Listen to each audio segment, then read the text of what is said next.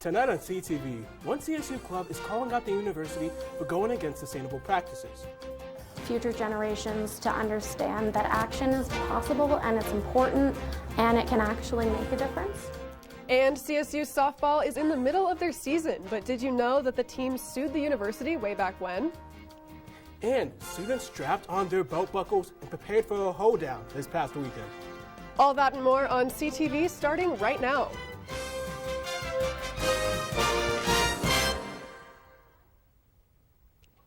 Good evening, Rams, and welcome back to Thursday Night News. I'm Naomi Hillmer. And I'm JJ McKinney. Fort Collins police are investigating 2 hit-and-run crashes as a pickup truck hit 2 motorcycles this weekend. The incident occurred on South College Avenue, where a black Harley-Davidson motorcycle was struck by a Dodge Dakota pickup. The Harley was carrying 2 people, both of which were injured and taken to the hospital. And not even 2 minutes later, police learned about another crash involving the same vehicle, crashing into another Harley-Davidson along Drake and South College. The rider was hospitalized with non-threatening injuries. Police were able to locate the license plate off the pickup's broken bumper. Investigators are working to determine if there was any foul play in the collisions and if the driver was having a medical emergency that impaired his driving. The driver of the vehicle is reportedly fully cooperating. Now we're going to go over to Ollie Niaz live in the studio to see if this muggy weather will be sticking around. Ollie? Thanks, Naomi, and good evening, Rams. My name is Ollie Niaz, and I'm here to give you a rundown of this week's weather. Now, for the current conditions, today it was cloudy and very, very windy. Right now we're sitting at 43 degrees Fahrenheit, with the sunset at 7:44 p.m., humidity at 17%, and winds at 22 miles per hour. I'm just as happy as the next guy when I say that spring has finally sprung. Flowers are blooming and more students are out on the plaza enjoying the nice weather. Now into our overnight lows. On the east over here, we have a couple of red flag warnings. Red flag warnings are low humidity, high wind, high chances of fire. We have Burlington at 26, Lamar at 27. Along I-25, we have Fort Collins at 28, Denver at 30. And on the west, we have Craig at 17, Gunnison at 16, and Grand Junction at 28 with the freeze warning. Now on to our tomorrow's forecast. We see here we have some more cloudy weather, and for our high, we have a 52 degrees Fahrenheit high with a low of 28 degrees at sunset at 7:45 p.m., humidity at 31%, and winds are slowing down a bit at 13 miles per hour. Now on to our 5-day forecast.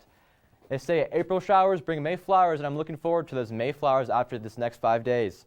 On Saturday, we have a high of 43 degrees, a low of 30, some cloudy weather. Sunday, we get a bit of sunshine with a high of 57, low of 34. The same on Monday, bit of clouds, bit of sunshine, high of 63, low of 41. On Tuesday and Wednesday, though, we get a bit of that April rain, a high of 53 on Tuesday, low of 34. On Wednesday, we get a high of 49 and a low of 31. And that brings me to the end of this forecast. We're winding down to the last 2 weeks of the semester, so use that April sunshine to help push you through your exams. Stay safe and stay studious, Rams. Back to you, JJ. Thanks, Ollie. CSU prides itself on environmental health, being ranked one of the best sustainable schools in the country by the Advancement of Sustainability in Higher Education. However, one local CSU activist group, Divest CSU, claims otherwise and wants the school to answer for investments they say the university is profiting on at the planet's expense. I just wasn't expecting you to say that. Barbara Goldman and Eli Bauman have lived lives dedicated to protecting the environment. While they are both from 2 different eras, an alumni and a new student, both came together over a shared love of nature. Where should I put my energy? I decided that climate was the best place. We don't solve climate, it's going to ruin everything else too. If I'm going to be spending my energy anyways, I want it to be something that I'm, at the end of the day, happy about and believe in. This love for nature and a strong desire to defend it led them to Divest CSU, a coalition of students, alumni, and staff dedicated to building a more sustainable future. And part of this future is Divest CSU's protest for ending CSU's investment in the fossil fuel industry.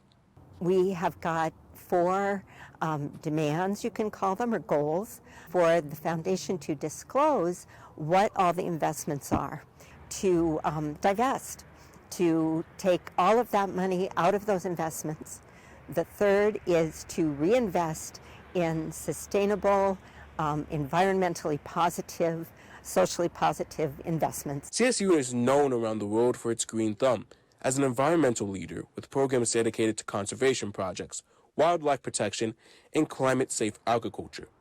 Yet, despite the university's promise of helping create a sustainable future for the planet, CSU has invested in over $7 million in endowments to the fossil fuel industry. Folks my age need to understand that our money is going somewhere, and we can and do have a say in that. Do, however, want future generations to understand that action is possible and it's important and it can actually make a difference. Bauman isn't the only student who shared concerns about an uncertain climate future. It makes me really upset knowing that my tuition, as well as many other students' tuitions, are going into the investment of fossil fuel. I really think that CSU should be putting all that energy that it's putting into fossil fuels, into wind and solar. In the protection of the future, Divest CSU wants to make a change in the university. We want CSU to take a stand specifically to not support fossil fuel development or investment. The group plans to hold a protest next week. Restrictive, expensive, and overall difficult is what many students and even members of City Council use to describe the occupancy ordinance U+2. The rule has been in place since the 1960s here in Fort Collins, where community members are not allowed to live with more than 2 people, with the exception of family. During CSU's annual roundtable on Monday, an event where students can learn about the inner workings of city government, U+2 was one of the hottest topics of the evening. During the event, Mayor Jenny Ardent said, "We call it U+2. That is quite restrictive. I think it's time to re-examine our occupancy ordinance." And while many CSU students are pushing to abolish U+2, there are members of the Fort Collins who are in support of the ordinance, one of which is City Council member Kelly Olson, who believes, "I've been an original supporter of this occupancy ordinance. I still am. There maybe could be a tweak here or there, but as far as tossing it all out, no, I'm not for that. But I will listen and learn." For now, the fate of U+2 is still up in the air. As inflation causes prices to grow, demand for higher livable wages goes up with it. With housing prices and cost of living going up and the minimum wage stagnant, according to data by the Wall Street Journal, the situation has become dire for a lot of low-income workers. Now, Fort Collins City Council hopes to answer calls for higher salaries by voting on a possible minimum wage hike. In a council workshop, the city showed support for the increase, with a proposal that could see the minimum wage increase from $16 to $18 by 2026. Right now, the city follows the state's set minimum wage at $13.65 and around $10 for tipped workers. However, the vote is being postponed, with the council deciding they need more input from minimum wage workers in Fort Collins. Voting on the minimum wage is set to take place next month. Finding affordable housing in Fort Collins is challenging, but thanks to Odell Brewing, Hartford Homes, and Habitat for Humanity, there may be more affordable homes to come. The partners proposed a plan to the city of Fort Collins to build on the empty field that lies behind Odell Brewing Company. They met with the city of Fort Collins this Monday to discuss the rezoning of the land from an industrial one to a neighborhood conservation buffer zone, which would allow them to build. The land that is currently being used for parking overflow and was once used to discard beet tailings could soon be 140 multifamily units, and 20% would be reserved for affordable housing. Experiencing homelessness in the city can be brutal, as finding shelter, food, and a place to feel safe and belong is a constant struggle. Now, in an attempt to ease the suffering and get the homeless population of Fort Collins to a better place, Police Services has come up with a plan to restore their hope. The Homeless Outreach and Proactive Engagement Team, or HOPE, is a new service in the community helping those experiencing homelessness. HOPE's goals are to provide people with shelter, resources, and to promote safety. Officers will establish relationships and rebuilding trust with the homeless population. Police Services hope that this will help the homeless community connect to resources to get back on their feet. Don't go away just yet, because after the break, we'll get into Colorado's 420 celebrations. Stay tuned. Last month, more than one large bank with ties to the tech sector collapsed. People were scrambling to take their money out at once, sending ripples through the global banking industry and even affecting Fort Collins. Earlier this year, the Silicon Valley Bank collapsed, making it the biggest bank failure since the 2008 financial crisis.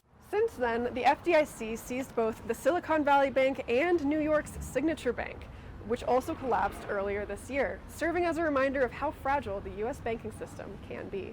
Every few years, there would be a new banking crisis, and usually they call them bank runs. A situation often defined by this scene in A Wonderful Life. Don't look now, but there's something funny going on over there at the bank, George. I've never really seen one, but that's got all the earmarks of being a run. You're thinking of this place all wrong, as if I had the money back in a safe. The money's not here.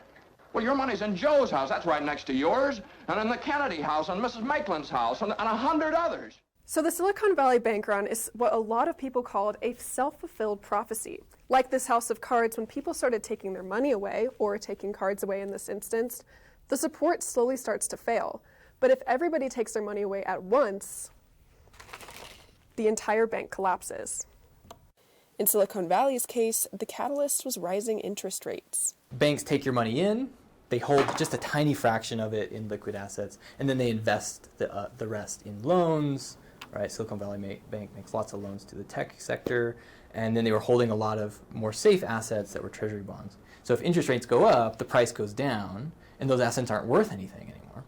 Banks know this is a risk, and so the better run banks hedge against this. It's called interest rate risk. But the outcome of these crises is not what one would expect in Fort Collins. And so this is happening nationwide. This isn't really just about Fort Collins, but to the extent that Fort Collins has the tech sector, which it does, it'll be exposed to that shock. I guess from a historical perspective, it just feels like, well, yet another in a long line of banking crises. It may mean that interest rates will not be increasing anytime soon in fear of repeating history. Around 1,000 live marijuana plants, 200 pounds of processed cannabis, $10,000, and several firearms were found in northern Colorado's Drug Task Force in their latest bust. The task force, or NCDT, shut down suspected national marijuana distributors right here in Fort Collins. They received 5 warrants, all within city limits. Throughout their investigation, they also discovered proof of tax evasion. In the state of Colorado, it is illegal to own more than 6 live marijuana plants over the age of 21. It's also against the law to sell homegrown marijuana byproducts.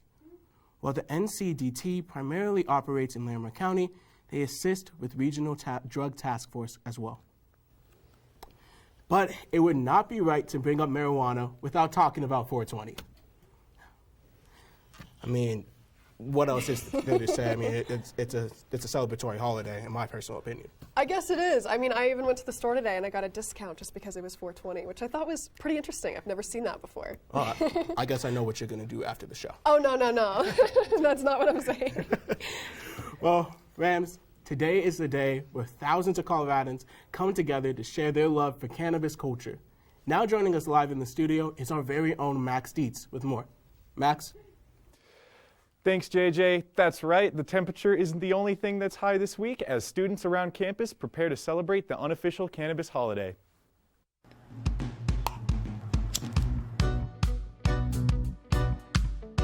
Yesterday, I asked students on campus to share their experience and opinions involving cannabis as a college student. I'm not originally from Colorado, so I'm not super into the weed culture here. But, since I moved here, it's everywhere. You're gonna show some interest. So now I am a smoker. Honestly, to each its own. It depends on if you're doing it medically, recreational. If it's for you, it's for you. If it's not, it's not. It's not for me. I've had enough experience to realize that I don't like it. I also visited the local Green Solution dispensary to talk to one of their employees. So definitely THC percentage does not mean as much as people think it does. THC percentage isn't gonna necessarily give you a better experience. It just means that there's more THC in the plant. I mean, I feel like they should research what kind of products they want. Do you want edibles? Do you want vape? Do you want flower? Whatever you want to do. I mean, it's come a long way, in the 10 or so years that it's been legal here in Colorado in terms of production and quality. It's like a warm blanket on your head, and it's just like, it's cool to sit in, but I don't use it as a tool for anything. While it may be fun to celebrate 420, don't forget to do so in a safe manner. Back to you guys. Thanks, Max. School spirit filled the plaza this Tuesday while the CSU Alumni Association celebrated the 20th annual I Love CSU Day. With CSU designating April as Celebrate Colorado State Month, the event centered around why students love the school and why they chose to be around. It also became a statewide holiday. Governor Jared Polis declared April 18th, 2023 as the official I Love CSU Day. And students like Sandy Rath hit the plaza to celebrate. CSU Day technically is like a celebration for our love for CSU, and we just like play games and just like talk about our experiences. CSU returned the love for students through discounted coffee, beer, and food across town. Now, I don't know about you, JJ, but I feel like we should have just gotten the day off if it's I Love CSU Day. I honestly agree. I would have loved the day off, especially get to sleep in, catch up on classes. I mean, it was such a nice day, too. Exactly, and it's a national holiday, so I don't see why not. So amazing. Oh. Well, don't go away, because Madeline Davis is up next to give us an insight on the history of one of CSU's athletics' most profitable teams.